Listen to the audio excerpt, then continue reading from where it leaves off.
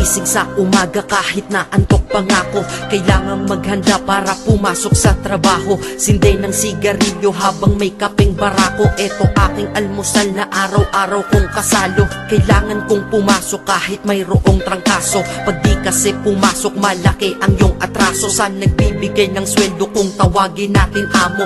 Kailangan doble kayod para amo ay maamo. Sa sobra mong trabaho parang ang sama-sama mo. Sa iyong anak na di mo na laging maasikaso. Kailangan yung buksan ang isipan na sarado. Sa buhay minsan talo at hindi laging panalo.